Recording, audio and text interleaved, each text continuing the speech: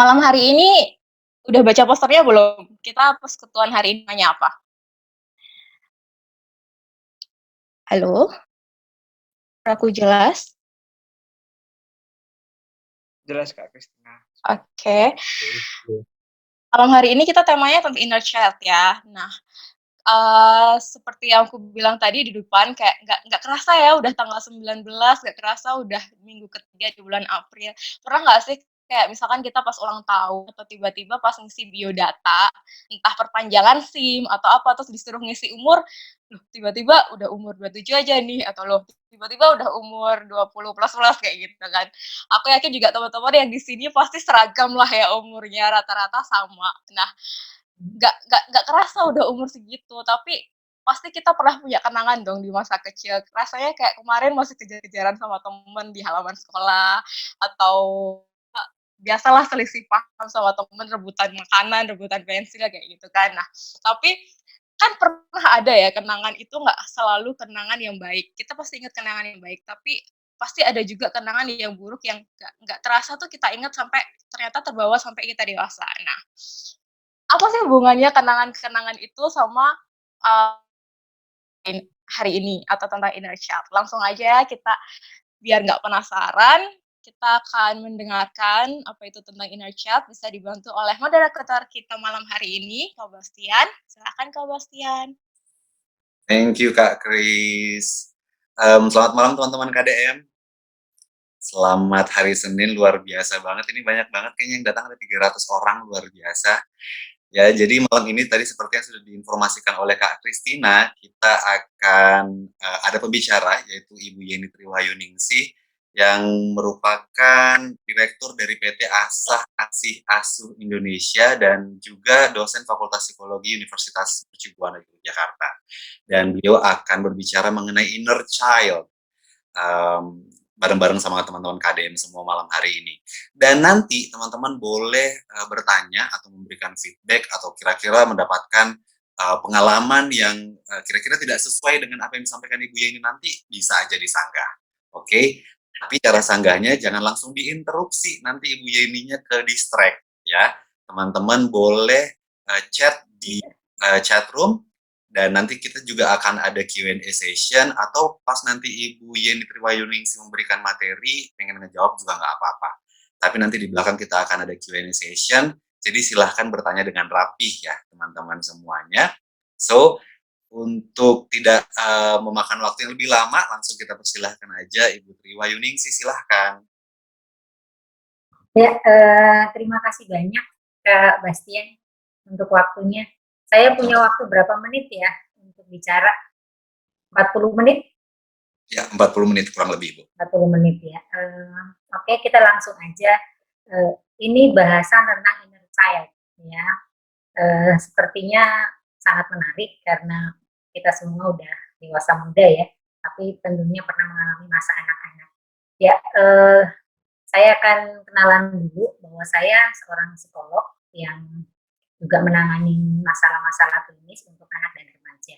Dan banyak di antara klien-klien saya yang juga udah dewasa, tetapi mereka punya problem-problem yang akarnya dari masa lalu. Gitu. Saya akan share screen.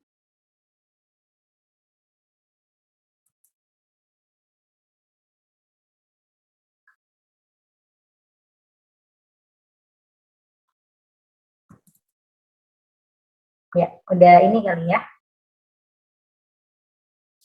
Sudah, Bu. Aman. Oke. Ya.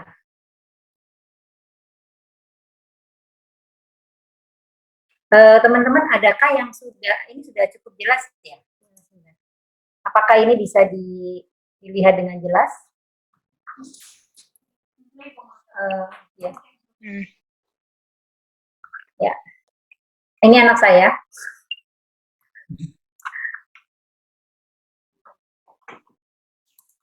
Ini aja. Nah, dari sini. Dari ini aja. Oke. Saya akan matikan ini aja kali ya. Matikan video saya supaya internetnya stabil. Boleh ya teman-teman ya?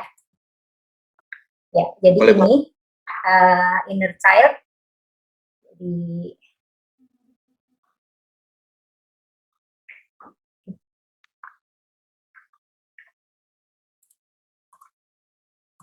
kayak ini kok.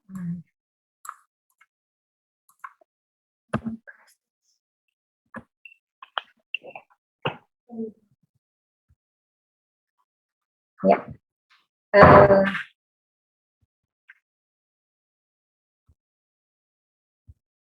inner child itu sebenarnya siapakah anak kecil dalam diri kita. Kalau kita ngomong inner child, itu berarti ada sesuatu yang tidak wajar. Karena kalau kita ngomong tentang masa lalu anak-anak, misalnya anak kecil yang masa lalu saya bahagia, itu kita tidak menunjuk ke inner child yang terluka. Tetapi dalam kali ini kita bicara tentang anak kecil dalam diri kita yang terluka, gitu ya. Nah, anak kecil di dalam diri kita adalah suatu bentuk reaksi, ya, yang benar-benar seperti anak kecil akibat luka masa kecil yang belum diselesaikan. Nah, luka ini menciptakan suatu kondisi untuk berhenti bertumbuh dan tinggal sebagai anak kecil dalam diri kita. Jadi unspoken trauma gitu. Nah, ada luka masa kecil yang belum diselesaikan, artinya ada trauma. Kalau kita ngomongin tentang trauma, itu didefinisikan sebagai as any negative life event that occur in position of relative helplessness. Itu artinya apa? Jadi ada kejadian-kejadian negatif dalam hidup yang menimbulkan ketidakberdayaan. Ya. Atau trauma masa kecil. Trauma masa kecil itu dihasilkan dari suatu peristiwa atau serangkaian peristiwa. Jadi banyak peristiwa atau serangkaian keadaan. Ada situasi dan kondisi yang dialami oleh seseorang saat masa kecil. Dan ini berbahaya secara fisik ataupun emosi dan mengancam kehidupan dan memiliki efek buruk yang bertahan lama pada individu, pada fungsi individu dan mental, fungsi fisik, sosial, emosional, dan kesejahteraan spiritual. Jadi kalau kita bicara tentang trauma, ini lukanya menyakitkan. Jadi pengalaman mental yang luar biasa, menyakitkan, melampaui batas individu untuk bisa menanggungnya. Jadi ada stres yang ekstrim. Nah, trauma ini bersumber dari pengalaman traumatis. Kita coba lihat lagi ya, yang tadi ini tentang yang anak kecil di dalam diri kita. Kita mesti akan bertanya-tanya, mengapa trauma masa kecil, ya, jadi kejadian-kejadian, serangkaian kondisi di masa kecil bisa terus mempengaruhi perilaku, sikap kita di masa sekarang, gitu. Entah misalnya sekarang ini kita 23 tahun, atau kita 24 tahun, atau kayak saya misalnya 50 tahun. Kenapa kejadian-kejadian di masa lalu itu masih mempengaruhi? Nah, saya akan mengajak teman-teman untuk masuk ke belantara psikologi terlebih dahulu ya. Mungkin di antara teman-teman ini ada yang kuliah di psikologi nih. Nggak apa-apa, kita akan belajar sama-sama karena nanti semua pertanyaan-pertanyaan juga belum tentu saya bisa jawab. Nanti kita akan berproses sama-sama. Nanti kalau saya lupa ya nanti saya akan ingat-ingat mungkin jawabannya akan menyusul atau misalnya saya nggak tahu ya saya akan bilang nggak tahu. Jadi ya kenapa traumanya disebut trauma masa kecil? Kalau kita bilang masa kecil itu berarti masa kapan sih? Masa ketika kita usia berapa sih? Ada yang sebagian menyebut masa kecil itu masa sebelum 7 tahun misalnya, jadi masa prasekolah. Ada yang mengatakan bahwa masa kecil itu ya bisa jadi masa prasekolah plus masa sekolah gitu. Itu masa kecil, namanya masa anak-anak. Anak-anak sebenarnya kalau kita ngomong definisi anak-anak itu usia dari 0 sampai 18 tahun. Baru kemudian masuk ke masa dewasa muda sampai usia 30 tahun. Kemudian dewasa madya dan kemudian kita masuk ke masa-masa berikutnya. Nah, disebut masa kecil karena memang ya kalau kita ngomong secara neuropsikologi itu masa antara 0 sampai 12 tahun itu tubuh dan kognitif memang sedang sangat berkembang sangat pesat gitu ya. Ini Diana Webb yang mengatakan. Atau menurut Dr. Brandon Shaw mengatakan bahwa otak anak usia 6 sampai 7 tahun itu gelombang petanya itu masih sedang aktif-aktifnya. Jadi antara 4 sampai 7 gitu. Jadi artinya apa? Kejadian-kejadian pada masa itu akan masuk dengan sangat kuat ke dalam long term memory. Gitu ya. Kalau kita tinjauan dari sisi neuro. Coba kita kalau lihat dari tinjauan sisi psikologi yang lain, teori psikologi yang lain. Saya akan membawa teman-teman ke masa di mana kalau aliran psikologi yang pertama-tama itu kan ada yang namanya aliran psikodiagnostika. Di situ ada alirannya psikoanalitis, terus kemudian ada psikologi individualnya Adler, kemudian ada psikologi analitisnya Jung, ada teori relasi objek dan segala macam. Nah, saya akan membawa teman-teman ke gelombang psikologi yang ketiga, yaitu teori humanistik. Yang mungkin teman-teman pernah dengar ya, yang kuliah di ekonomi juga tentang teori Maslow. Ya, teori Maslow itu biasa disebut dengan teori aktualisasi diri. Atau ada juga yang menyebut teori Maslow itu sebagai teori kebutuhan. Atau Maslow sendiri mengatakan kalau teorinya ini disebut teori holistik dinamis. Ada sebagian juga pengikutnya mengatakan bahwa teori Maslow ini humanistik ya, teori humanistik atau transpersonal lah. Ada yang bilang ini teori tentang kebutuhan, tetapi yang jelas ini tentang aktualisasi diri ya. Kalau kita lihat teori Maslow itu ada hierarki itu.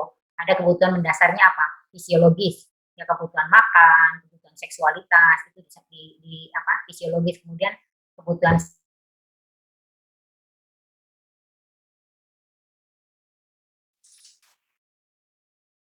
Sepertinya Bentar, aku bantuin ya.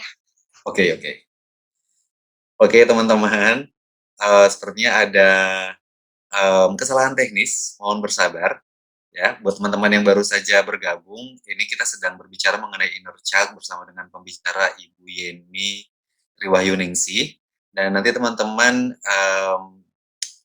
diperbolehkan untuk bertanya. Kalau misalnya ada yang ingin bertanya, silahkan langsung chat di chat room.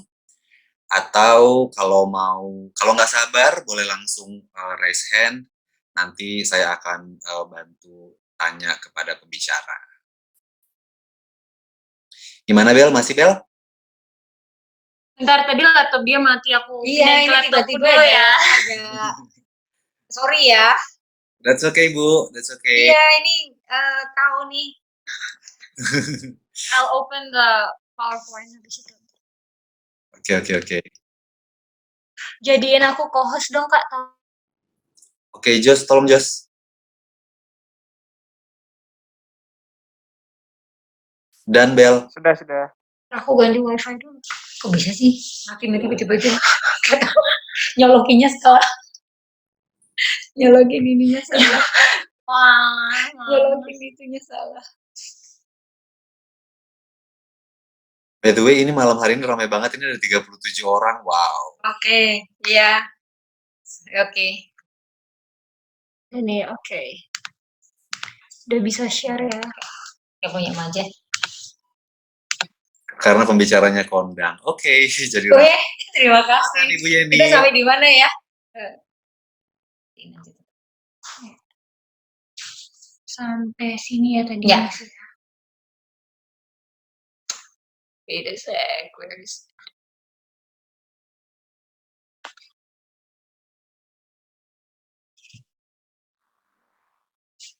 Kita sampai di mana tadi ya? So, teori Maslow ya, Maslow. teori kebutuhan. Ya, oke. Saya minta maaf sekali karena saya salah nyolokin. Ternyata yang saya colokin bukan charger tapi charger yang lain. Ini ada 2 laptop. Aduh, Ya, oke. Kita akan ngomongin tentang kebutuhan Maslow. Kenapa ini kaitannya dengan inner child? Bahwa sebenarnya puncak dari optimalisasi fungsional seorang manusia itu menurut Maslow itu adalah aktualisasi diri. Nah, aktualisasi diri ini tidak akan tercapai kalau kebutuhan-kebutuhan yang hierarki di bawahnya belum terpenuhi. Jadi ada kebutuhan fisiologis tadi, misalnya kebutuhan untuk makan dan seksualitas, safety misalnya tempat tinggal, terus ada cinta dan keberadaan, kemudian harga diri. Itu kita lihat dari sisi tinjauan Maslow. Kemudian yang kedua, kalau kita mau lihat tentang kebutuhan dari tentang kenapa inner child ini terjadi, itu kan pertanyaannya tadi ya, kenapa itu berlangsung sampai dengan usia dewasa sekarang ini, kenapa itu masih mempengaruhi kehidupan kita. Kita akan lihat tinjauan dari teorinya jadi yang namanya, sebentar ya, saya ini kayak orang kuliah nih. Jadi dari Erikson itu sebenarnya dia muridnya Freud ya. Jadi tapi dia alirannya sudah masuk pasca aliran Freudian, jadi post Freudian. Dia mengatakan tuh ada 8 tahap nih perkembangan psikososialnya Erikson.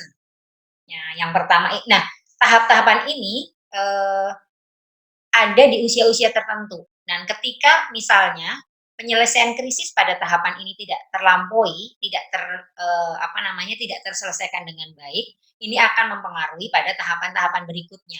Gitu. Misalnya, contoh ya, misalnya tentang trust dan mistrust. Jadi kepercayaan dan ketidakpercayaan itu terjadi ketika anak usia 0 sampai 1 tahun. Nah, figur lekatnya adalah ibu. Di sini isu utamanya adalah memperoleh atau memberi sebagai balasan. Nah, jadi ini akan ada kekuatan dasarnya itu harapan, gitu ya. Kalau itu tidak terpenuhi, akan terjadi penarikan diri. Nah, di sini trust atau rasa tidak percaya. Nah, itu ya. Kemudian krisis ini kalau misalnya krisis di masa bayi, itu kan masa bayi ya, kita bahkan mungkin juga nggak tahu usia 0 sampai 1 tahun apa yang terjadi dalam kehidupan kita nggak ingat gitu. Nah, tetapi ini akan mempengaruhi gitu. Kemudian kalau kita masuk kepada tahapan yang berikutnya, tahapan kedua misalnya usia 2 sampai 3 tahun. Itu kan tahapannya kalau Erikson itu mengatakan ini adalah tahapan di mana ada otonomi, kemandirian, atau kalau itu tidak terjadi akan terjadi keraguan-raguan atau shame ya, rasa malu gitu. Nah, ini figur lekatnya adalah orang tua. Kalau tadi ibu, sekarang figur lekatnya orang tua.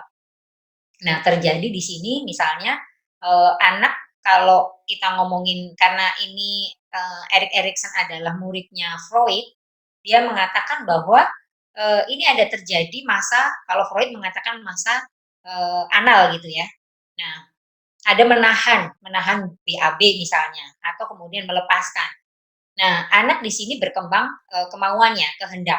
Nah, kalau misalnya yang kontradiktifnya, patologisnya adalah anak mengalami paksaan gitu ya, kalau tidak terjadi ini. Jadi antara otonomi dan keraguan-raguan atau rasa malu. Kemudian perkembangan berikutnya nih, yang terjadi kita lihat ya, di masa 4 sampai 5 tahun, itu ada masa di mana anak mengembangkan kemauan tentang inisiatif dan rasa bersalah gitu ya. Nah, ini figurnya apalagi kalau tadi sudah orang tua, kedua orang tuanya, ini keluarga besar. Nah, di sini tujuan dasarnya itu ada tujuan gitu. Kalau misalnya ini tidak terjadi akan mengalami keterlambatan. Kita masuk lagi ini, anak usia sekolah. Jadi antara 6 tahun sampai masa pubertas. Itu akan terjadi apa di sini? Ada industri vs inferiority. Industri artinya dia menyelesaikan tugas-tugas sekolah. Ada kerjasama di situ. Nah, kalau penyelesaian krisis ini tidak terjadi di masa ini, akan terjadi inferioritas, rasa rendah diri. Gitu. Nah, kalau terjadi ada kompetisi, atau kalau misalnya tidak terjadi, yaitu rasa tidak percaya diri. Terus masuk kemudian ke masa remaja, itu ada pembentukan identitas atau keraguan-raguan atau identitas kalau itu tidak terpenuhi. Nah, ini konsepnya tentang kesetiaan dan penyangkalan. Nah, masuk lagi misalnya kayak dewasa muda, kayak teman-teman sekarang ini. Itu adalah intimacy ya. Jadi keintiman vs isolasi. Jadi kalau nah ini lebih luas lagi masuknya kepada sahabat atau kekasih. Kalau tadi yang identitas itu kan di peer group ya. Terus kemudian kalau sudah masuk ke dewasa muda atau ini kan intimacy ya, itu adalah kehilangan atau di sisi lainnya adalah menemukan diri atau menemukan cinta gitu. Nah ini cinta sebagai dasarnya atau eksklusivitas. Itu teman-teman tentang Erikson. Sebenarnya kita akan banyak ngomongin tentang teori-teori, tapi kita akan lihat ya dari teori yang neuro itu kan benar-benar kita berlandaskan pada hal-hal yang sifatnya biologis bahwa memang terjadi kaitannya dengan gelombang otak theta yang berkembang pada masa di mana ingatan itu akan masuk ke dalam long term memory. Kita akan lihat lagi di sini. Nah, trauma tadi sudah ya, yang ini trauma. Jadi trauma individu, ya ini serangkaian peristiwa, ini sudah. Kemudian kita akan, nah ini sudah. Nah, sekarang fakta-fakta tentang trauma. Trauma ini itu ada di mana-mana, ya, ada di mana-mana. Populasi general itu 67% dari kita pernah sekurang-kurangnya sekali mengalami peristiwa ya di masa anak-anak yang tidak wajar, yang menekan gitu, yang buruk gitu. Namanya adverse childhood experience. Kalau biasanya disebut AC gitu ya, disebut AC. Nah itu sekurang-kurangnya. Nah di antara kulit berwarna itu ada 83%. Jadi bisa dibayangkan hampir dari setiap kita pernah mengalami trauma masa anak-anak. Kemudian berikutnya, nah fakta tentang trauma. Nah sekali kita mengalami trauma, sistem saraf kita itu akan gampang untuk stuck on high. Jadi terjadi kepanikan, gampang panik, hypervigilant, atau manik ya, manik itu gembira yang berlebihan, atau kita ada angry, kemarahan, atau nervous, atau di sisi lain kita stuck on low. Misalnya kalau stuck on low itu apa? Depresi. Ke-6 itu mati rasa. Kemudian lethargic itu artinya lesu atau kayak tidak punya gairah gitu, atau kita terombang-ambing di antara keduanya. Itu fakta tentang trauma. Kemudian berikutnya, nah respon stres yang sangat berlebihan itu akan membawa kepada penyakit seperti aja hipomialgia. Hipomialgia itu apa? Itu kayak nyeri dan rasa sensitif pada otot yang menyebar ke seluruh tubuh, disertai kelelahan, terus perubahan jam tidur, kemudian ada suasana mood hati yang buruk gitu. Kemudian diabetes, migrain, obesitas, atau kita mengalami hipertiroid ataupun hipo gitu ya. Kemudian berikutnya ini fakta lagi tentang trauma. Trauma itu ternyata bisa menurun dari generasi ke generasi gitu. Tetapi saya tidak akan membahasnya di sini karena sebenarnya ini akan bahasan yang sangat debatable gitu. Tetapi kalau kita coba lihat ya contohnya, misalnya keturunan para korban perang dunia gitu. Nah itu memang penelitian mengatakan bahwa keturunannya itu tetap masih mengalami trauma. Padahal dia nggak ngerti gitu apa yang terjadi di masa perang dunia 1 atau 2. Jadi memang trauma itu ditengarai bahwa ini bisa menurun ke satu generasi ke generasi berikutnya kalau ini tidak dipecahkan atau diselesaikan. Jadi ada dalam level sel ya, epigenetik. Kemudian nah ini kita akan lihat tayangan ini, gambar di sini ya, itu namanya AC, Adverse Childhood Experience. Jadi Kejadian-kejadian traumatik itu akan membawa dampak negatif, jadi efek yang negatif berjangka panjang pada kesehatan maupun kebahagiaan.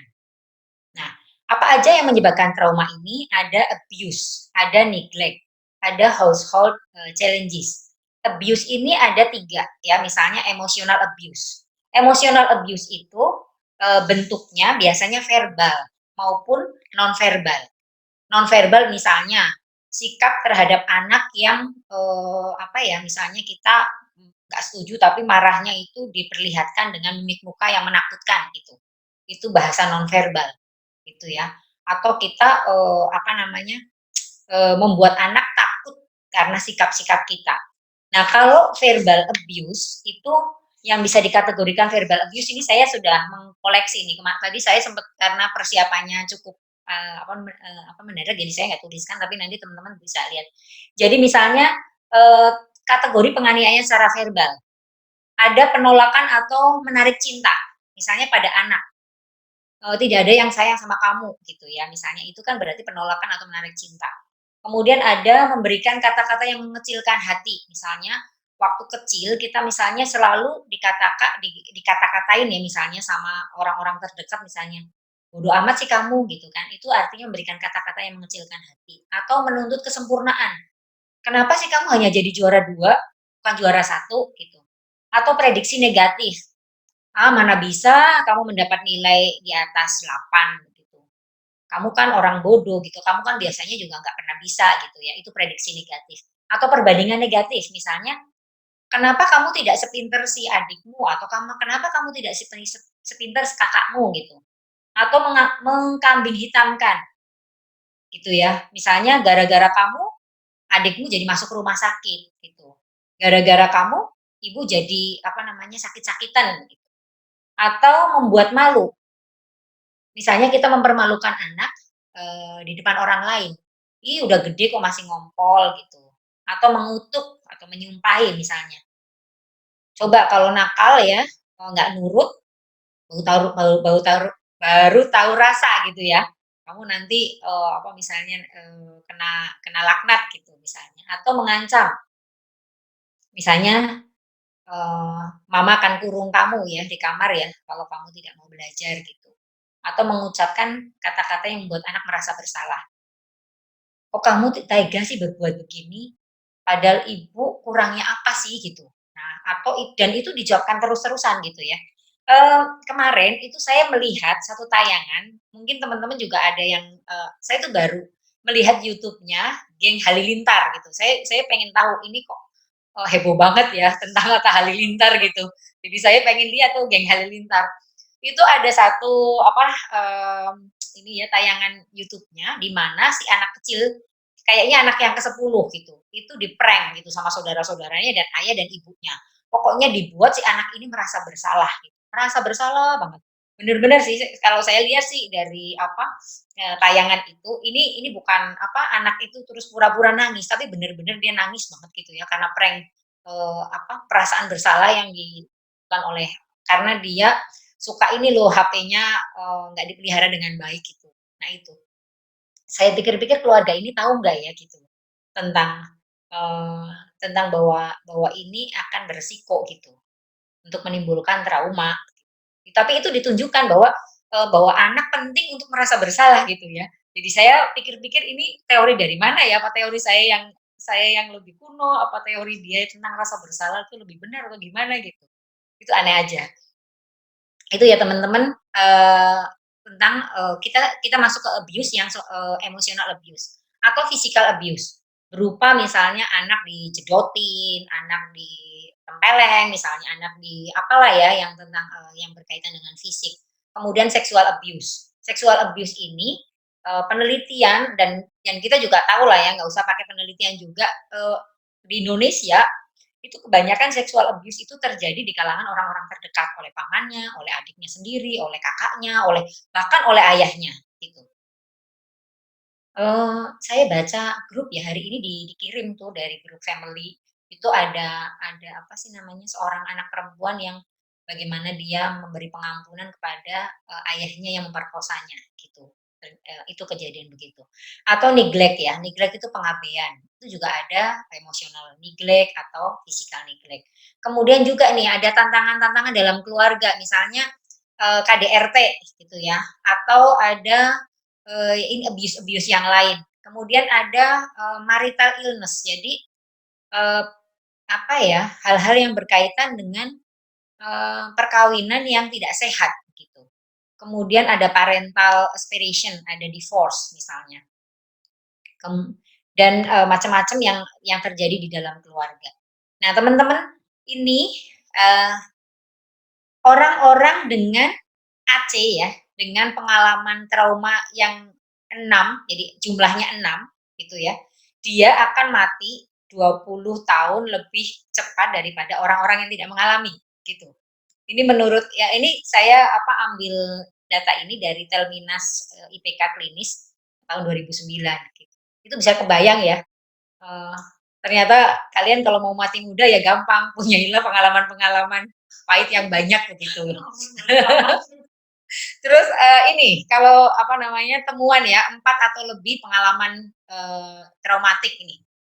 Kalau kalian punya 4 atau lebih, itu kalian akan 3 kali gitu, 3 kali lebih banyak, menderita penyakit, paru-paru ya, dan juga kecenderungan merokok, ya perokok berat intinya begitu.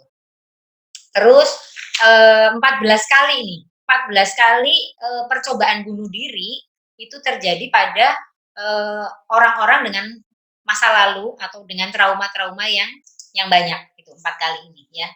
Kemudian, 3 kali sorry tadi 3 kali udah, 14 kali atau 4,5 kali lebih banyak untuk mengalami depresi. Terus, 11 kali mengalami drug abuse. Teman-teman kalau pengen tahu ya kenapa orang-orang dengan, trauma-trauma masa kecil itu lebih banyak, kemudian lari kepada obat-obatan. Karena sebenarnya itu, secara psikologi ya, itu adalah sesuatu yang sangat menyakitkan dan itu dipakai sebagai pelarian gitu. Tapi di alam bawah sadarnya, nah itu lari kepada drug abuse. Itu teman saya, sesama S3 meneliti tentang, orang-orang yang dengan drug abuse sekarang, terus diteliti tentang masa lalunya begitu. Kemudian, 4 kali seks bebas saat usia 15 tahun. Dan 2 kali lebih banyak sakit liver. Kita bisa ya. Jadi apa artinya bahwa AC ini adalah ancaman kesehatan mental terbesar gitu, yang, kita hadapi, saat ini. Nah itu teman-teman. Kemudian kita lihat piramidnya di sini. Piramidnya di sini, saya nggak terlalu kelihatan nih. Ya ini piramidnya di sini, yang pertama dari konsepsi ya, ini kita bisa lihat nih yang piramid, itu yang paling bawah, itu tentang bahwa trauma itu terjadi secara, historik gitu. Jadi ada trauma-trauma yang memang diturunkan dari nenek moyang gitu. Kemudian berikutnya di hierarki yang kedua bahwa lingkungan sosial, jadi, social konteks itu juga menyumbang untuk, kita mengalami, trauma gitu. Dan berikutnya oh ini yang selanjutnya ya, ini kita lihat ke yang ini aja deh.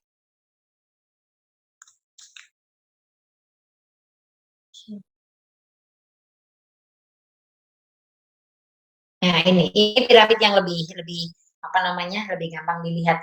Ini yang kedua ya, piramid kedua tentang, ada kondisi, sosial. Nah, berikutnya ini yang tadi AC, Adverse Childhood Experience. Jadi sebenarnya mungkin sekarang saya juga minta maaf nih kepada anak-anak saya ini yang sekarang ada di sebelah gitu. Jadi mungkin dulu, dia ngalami juga kali ya, dia mesti harus ini. Artinya gini, karena orang tua juga saat itu mungkin struggle di dalam, kehidupan perkawinan karena kan baru kan, udah punya anak, terus struggle di dalam, finansial gitu. Jadi itulah pilihan-pilihan, karena tugas perkembangan dewasa muda itu kan itu mencari pekerjaan dan pasangan gitu ya, dan kalau sudah masuk ke situ sudah ada anak, kalau kita tidak siap di situ, itu akan mempengaruhi nih, well-being kita dan apa kita di apa, berikutnya. Nah, kemudian ini, pengaruhnya trauma itu adalah sosial, emosional, dan cognitive impairment. Jadi ada kerusakan nih. Terus kemudian, ada nanti perilaku-perilaku beresiko. Kemudian ada, sosial problem dan yang terakhir itu di ujungnya itu adalah kematian, lebih cepat. Nah, teman-teman ini, tentang AC masih ada ya, ada dampak-dampak AC yang pertama, pada opportunity di dalam pendidikan. Tuh, kemudian, injury, kemudian ada mental health, nanti ada depresi, anxiety, sama PTSD. PTSD itu artinya post traumatic stress disorder. Kemudian ada maternal health, ada isu-isu tentang maternal health, ada penyakit-penyakit infeksi gitu. Kemudian chronic disease ya, sama perilaku-perilaku beresiko lainnya. Itu, nah ini kaitannya, jadi kesatuan antara pikiran dan tubuh. Jadi penyintas trauma itu cenderung menanggapi situasi dan dan berinteraksi dengan karakteristik. Jadi berinteraksi dengan karakteristik trauma gitu ya ketika mengalami peristiwa traumatis. Ya, jadi ada fight, flight, dan freeze. Freeze itu artinya membeku gitu. Nah, ini nanti yang bersangkutan, orang yang traumatis itu memiliki jendela toleransi yang sempit. Mudah dipicu ke keadaan yang hyper atau yang hipo oleh stimulus eksternal gitu. Jadi sebenarnya mungkin stimulusnya itu biasa-biasa aja. Nah, bagi orang yang memiliki trauma yang mendalam, dia bisa larinya atau meresponnya dalam keadaan yang hyper atau hipo gitu. Nah, kita akan lihat apa sih jendela toleransi dan hyper hipo.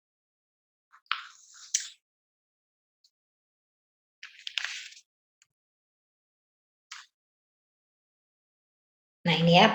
Nah, pengalaman emosional atau pengalaman traumatis meninggalkan jejak tidak hanya pada otak, tapi juga pada pikiran dan tubuh. Hal ini memperluas pemahaman kita akan ini bukan penyambutan ya, ini penyembuhan. Ini tadi yang saya perbaikin ini adalah pendekatan penyembuhan trauma.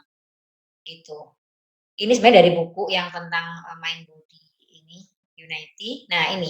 Kemudian ada namanya psikoneuroimunologi, psikoneuroimuni-endokrinologi gitu ya. Jadi ini adalah satu sistem yang merupakan kesatuan yang tidak terpisahkan. Nah, kondisi emosi traumatis itu akan secara langsung berakibat pada sistem lainnya. Jadi hampir semua penyakit kronis itu mempunyai latar belakang stres kronis. Gitu. Ini bukunya si Med ya, masih baru. Itu tentang stress disease connection. Nah, ini trauma tidak hanya mempengaruhi individu di masa kini, tetapi melintasi generasi secara global, sosial, psikologis, dan bukti baru menunjukkan secara epigenetik, jadi transgeneration gitu. Nah, kita tidak akan membahas di sini, tapi kita akan coba lihat ya tentang trauma itu sendiri. Nah, trauma itu sebenarnya ada 2 tipe teman-teman. Yang pertama, tipe pertama itu yang disebut PTSD, bukan PTSD ya. Jadi post traumatic stress disorder. Biasanya ini kejadiannya berlangsung singkat dan lebih simpel penanganannya. Misalnya kejadian kecelakaan atau bencana alam atau ada kekerasan kriminal gitu ya. Misalnya pernah keluarganya dirampok gitu atau bencana alam banjir gitu. Nah, biasanya itu kejadiannya mendadak, terus traumanya singkat gitu ya, dan ini lebih simpel penanganannya.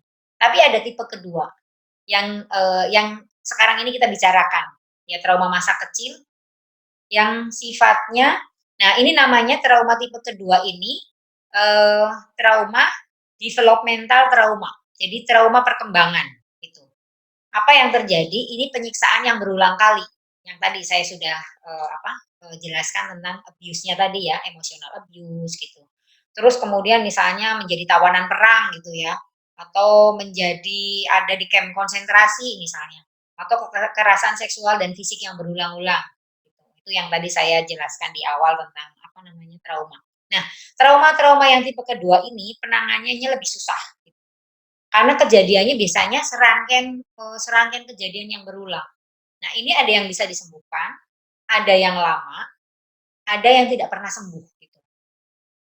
Nah, sebenarnya mengenai, kenapa bisa sembuh, kenapa lama, kenapa ini, itu tergantung dari sebenarnya keinginan dari individu yang bersangkutan untuk, awareness-nya ada nggak sih gitu. Ada yang merasa bahwa dia nyaman aja untuk tidak sembuh gitu, karena mengorek luka itu memang butuh, proses yang menyakitkan dan proses untuk, konsisten dan kemudian dia punya harapan yang besar untuk sembuh gitu. Ada yang merasa ya lebih baik, lari aja gitu. Nah, teman-teman, ini adalah yang tadi jendela ya, jendela toleransi. Nah, jendela toleransi di sini sebenarnya kalau yang di tengah itu adalah, zona yang paling optimal gitu, jendela toleransinya. Kita mestinya harus melebarkan, toleransi itu karena trauma itu reaksinya ada 2, yang hyper arousal itu artinya terlalu banyak arousal untuk, jadi dia kesulitan untuk mengintegrasikan mengintegrasikan ataupun yang hypoarousal.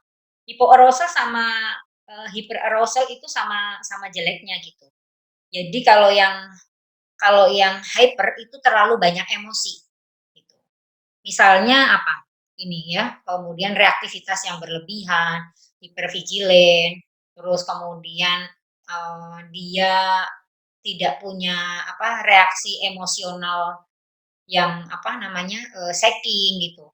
Sementara kalau yang hipo itu, terlalu sedikit emosi untuk integrasi. Jadi afeknya datar ya, afeksinya datar, kemudian tidak mampu untuk berpikir jernih. Nambing itu artinya apa? Atau kolaps itu ya ambruk gitu ya. Nambing itu nggak bisa ngapa-ngapain gitu. Nah, ini kita akan lihat lagi penjelasan dari ini. Nah, untuk hyper arousal itu saraf yang bekerja adalah simpatetik. Di sini kayaknya tadi ada Mas Arka ya, yang dokter mungkin nanti bisa pertanyaannya kalau bertanya tentang ini, nanti saya minta penjelasan dari dia gitu. Jadi kalau yang hyper arousal itu apa yang terjadi responnya biasanya? High attention. Jadi kemudian anger marah gitu ya, freeze membeku atau takut atau horror gitu ya, flight atau fight gitu. Itu respon yang ada di hyper yang atas gitu, yang terlalu banyak emosi. Nah, sementara kalau yang hipo, ini saraf simpatik yang bekerja. Itu ada submission. Submission itu kayak surrender gitu. Jadi dia senang untuk jadi korban. Jadi makanya kenapa ya orang-orang yang mendapat pelecehan seksual ketika kecil ada juga korelasinya ketika dewasa atau ketika besar dia ingin jadi korban gitu. Dan dia seperti menikmati dalam tanda kutip, menikmati untuk jadi korban gitu. Atau dia playing dead gitu, yang ya udahlah gitu, apatis gitu. Nah, keduanya ini adalah respon-respon trauma yang maladaptif gitu.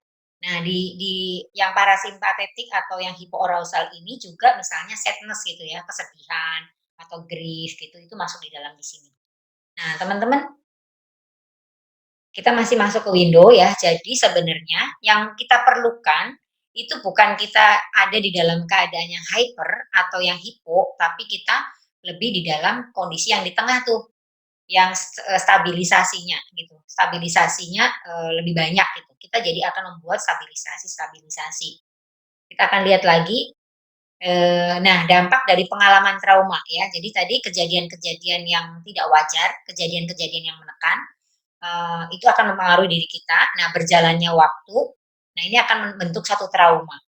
Nah, trauma itu akan ada apa? The invisible wound. Jadi ada luka dalam diri gitu.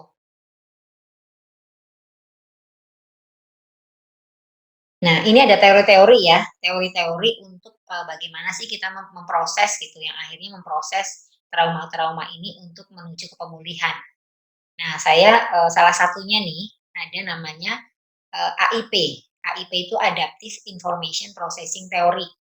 Nah, menurut teori ini, jadi ini lebih ke pendekatan yang neuro tadi.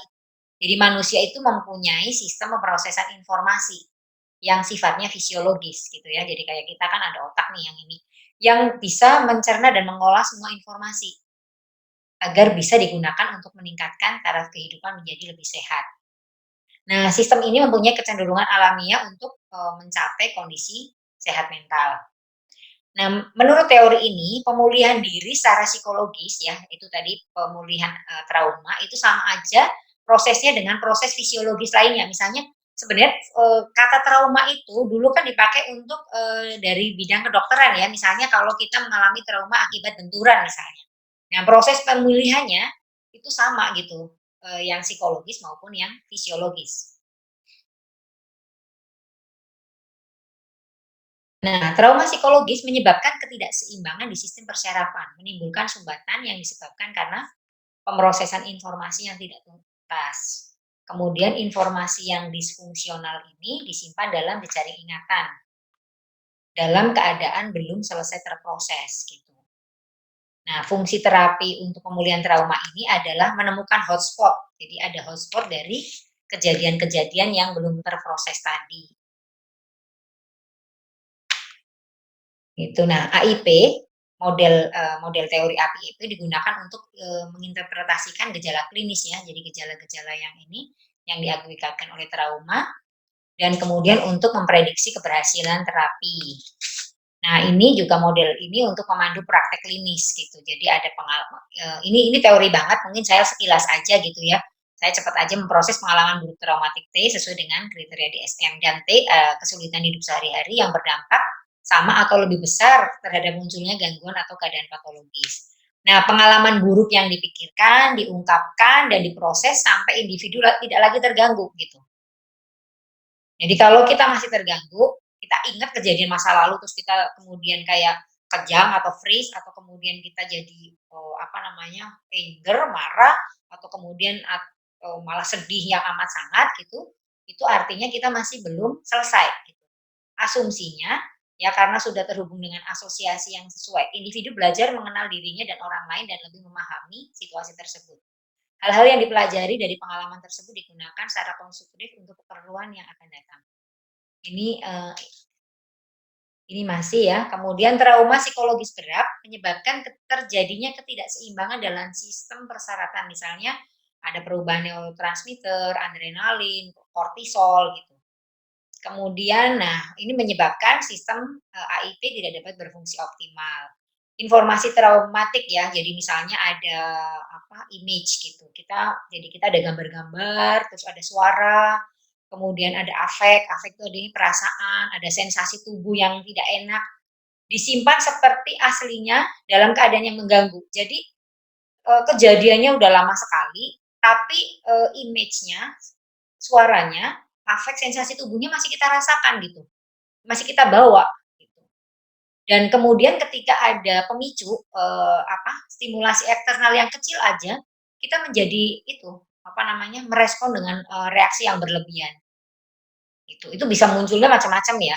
Kalau misalnya yang PTSD itu, ya misalnya mimpi buruk, kemudian kita flashback, terus ingatan intrusif, atau kemudian kalau misalnya yang trauma masa kecil tadi, itu sifatnya bisa sangat sangat mengganggu hubungan interpersonal kita maupun mengganggu di sistem di dalam hidup kita gitu.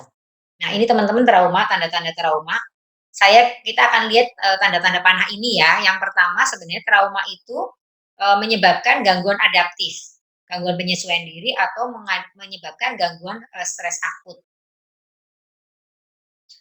Nah, di sini ada PTSD sama development trauma, ini trauma tipe 1 dan trauma tipe 2. Nah, trauma-trauma ini akan mengganggu ya, ada gangguan kepribadian atau bahkan yang lebih ekstrim misalnya perubahan kepribadian. Ini yang sifatnya merusak ya, negatif, patogenesis. Nah, ini ada kalau ada depresi, somatisasi, rasa takut, adiksi, disasosiasi, ini merupakan komorbid atau penyerta gitu. Nah, kalau orang melakukan coping, jadi strategi menghadapi trauma, coping yang positif gitu, ini ada apa namanya, pemulihan. Nah, ini akan ada integrasi, kompensasi di sini. Ini akan menghasilkan salutogenesis, hal-hal yang positif gitu. Nah, kita ada sebagian yang tadi saya bilang orang ada pada tahap salutogenesis, ada yang tetap di patogenesis. Nah, komorbiditasnya tadi ya, komorbiditas atau penyertanya. Orang yang trauma misalnya bisa depresi atau kecemasan, PTSD, atau disasosiasi atau displacement ya. Jadi misalnya displacement itu kita sebenarnya marah pada masa lalu, tapi misalnya pasangan kita yang jadi korban atau atau anak kita gitu tanpa kita sadari. Atau addiction itu yang tadi drug abuse atau sex abuse gitu ya atau sex addiction juga bisa atau ini gangguan-gangguan somatoform itu kayak psikosomatis gitu. Gak ada secara biologis itu penyebabnya apa gitu, tapi kita merasa bahwa kita sakit gitu. Nah, saya masih punya waktu berapa menit lagi nih. Ini asesmennya, tapi saya nggak akan bahas karena ini ada di ranah psikolog klinis. Jadi kalau teman-teman pengen tahu ya memang tidak dibahas di malam ini. Ini ada asesmennya. Jadi sebenarnya kita ada di si trauma yang seperti apa gitu. Kita masuk ke ini ya pemulihan trauma. Ini mungkin yang ditunggu-tunggu teman-teman ya, karena gimana sih kita cara memulihkan gitu ya. Jadi memfasilitasi perubahan. Jadi kita dari apa yang tadinya maladaptif, yang tidak adaptif, itu menjadi adaptif, ada informasi gitu. Kemudian desensitisasi ingatan traumatis gitu. Kita mengurangi ingatan-ingatan tadi yang ada imagery, terus kemudian ada efek suara segala macam. Kemudian memaknai kejadian traumatis hingga dapat diterima. Jadi kayak apa istilah kita berdamai dengan masa lalu gitu. Nah, fungsi psikososial normal kembali. Misalnya apa? Hubungan interpersonal kita dengan keluarga dekat, dengan sahabat, dengan pasangan itu normal kembali. Nah, tahapan pemulihannya. Yang pertama fase 1 itu kita meredakan simptom atau melakukan stabilisasi. Kemudian fase kedua itu kita mengolah atau memproses ingatan traumatik itu gitu. Karena ada yang benar-benar melupakan, nggak inget gitu. Tapi sebenarnya karena kalau kita lihat ya bahwa perilaku kita sebagian lebih di struktur yang subconscious, jadi ketidaksadaran gitu. Jadi yang disadarin itu dikit gitu, tapi dari yang ketidaksadaran itu banyak banget gitu. Nah ini kita mulai membuka nih, seperti halnya misalnya kayak koreng ya, kayak luka. Kalau yang meredakan simptom atau stabilisasi itu misalnya luka itu ya kita redakan gitu ya supaya nyaman gitu loh. Nah, terus kemudian fase 2 itu mengolah atau memproses ingatan traumatik itu seperti halnya kita mulai membedah nih loh. Misalnya itu wudun ya, apa sih? Bisul. Ini orang Banyumas ini. Jadi apa namanya kayak bisul gitu. Jadi kita mulai korek-korek gitu. Sampai kemudian fase ketiga benar-benar nih itu bisul itu kita sembuhkan, ada reintegrasi kepribadian, ada rehabilitasi. Nah, kita lagi ya tadi fase-fasenya tuh tadi stabilisasi. Stabilisasi yang bisa kita lakukan adalah fisik, sosial, atau psikologis. Kemudian yang tadi merekonstruksi ingatan traumatis gitu. Itu image sama persepsi diri, emosi sama sensasi tubuh. Reintegrasi itu kita kembali ke kehidupan normal gitu, yang tadi kalau Maslow bilang itu kita mampu beraktualisasi diri. Nah, teknik-teknik stabilisasi emosi. Sebenarnya kalau kita ngomong teknik stabilisasi emosi, kita masih dalam tahap ini, pemulihan yang fase pertama gitu. Dan itu tahapannya masih panjang. Nah, dalam kasus-kasus di klinis di tempat terapi saya, itu ya awalnya memang harus stabilisasi dulu sampai anak butuh sampai pada fase ketiga kehidupan normal. Itu ada yang setengah tahun gitu ya, ada yang 1 tahun. Ada yang dampaknya itu sebenarnya peristiwa-peristiwa yang masa kecil yang dia dibully terus gitu. Tapi dia merasa biasa-biasa aja gitu, malah seneng kalau dia nggak dibully itu kayak nggak ada sesuatu yang kurang gitu. Tadi surrender gitu ya, korban.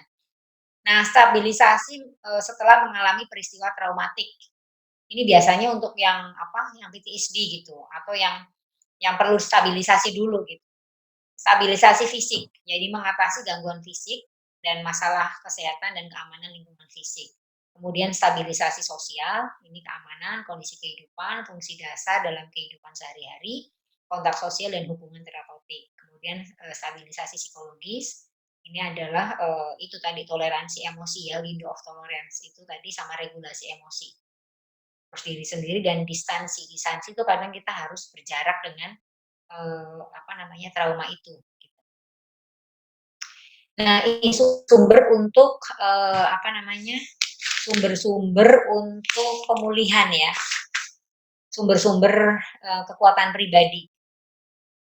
Nah, ingatan akan pengalaman yang positif itu mesti harus biasanya gitu ya kan hidup kita itu nggak selalu pengalaman negatif gitulah. Ingatan akan pengalaman yang positif di masa lalu itu juga butuh itu untuk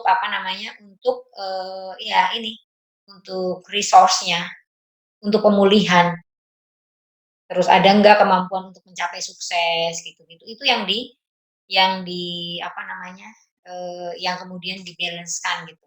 Kemudian ingat akan hubungan interpersonal yang baik. Misalnya dia ada trauma dengan ayahnya, ada misalnya sexual abuse dengan ayahnya. Dia digali juga ingatan akan hubungan dengan ibu yang sangat hangat atau hubungan dengan guru gitu. Bahkan ada yang misalnya trauma itu terjadi di lingkungan keluarganya, benar-benar abuse-nya di lingkungan keluarganya. Kita harus ngambil sekecil mungkin sekecil mungkin yang mungkin bisa kita temukan gitu. Misalnya, oh ini nggak ada ya sumber resource-nya ya. Ya coba yang positif di mana? Mungkin ada hubungan pada guru yang lebih perhatian apa-apa. Itu bisa kita jadikan untuk pemulihan trauma. Kemudian sumber kekuatan yang imajiner. Ini bisa kita ciptakan gitu. Nah, sebenarnya saya ingin praktek ya, nanti prakteknya mungkin nggak semuanya, tapi saya akan praktek dengan teman-teman untuk bagaimana kita di tahap pemulihan trauma gitu. Kemudian ada hobi atau kegiatan yang menyenangkan. Nah, ini praktek, terus kemudian apalah? Selesai. Kita mau praktek ya. Teman-teman, aku stop share. Sebelum pertanyaan, sebelum Q&A, kita praktek dulu ya. Mau nggak? Ayo Bu, boleh Bu. Boleh, praktek dulu. Kalian ini semuanya dalam posisi rileks ya. Ini sebelahku nih, si Belva juga tak suruh ikut praktek nih. Gitu, kita akan praktek stabilisasi emosi. Sebenarnya stabilisasi emosi ini juga bagus juga untuk tidak hanya pengalaman traumatis, tapi ketika kita dalam situasi yang distress gitu. Nah, gitu. Tapi dalam hal ini kita untuk situasi yang pengalaman traumatis. Jadi kita akan melakukan relaksasi kayak meditasi. Terus teman-teman ikutin arahan saya ya. ya. Yang pertama, kita akan nafas coba, nafas biasa, artinya bukan nafas dalam, nafas yang dibuat-buat, nafas yang seperti biasa teman-teman lakukan selama ini coba. Kita akan narik nafas, terus kemudian hembuskan nafas gitu ya. Nah, saya akan ngitung kira-kira dalam 1 menit itu teman-teman ada berapa tarikan nafas gitu. Ya, kita akan mulai ya. Mulai ya, kita nafas biasa, belum nafas yang sesuai nanti. Pokoknya nafas biasa. 1 menit. Ready, set, go. Kita nafas.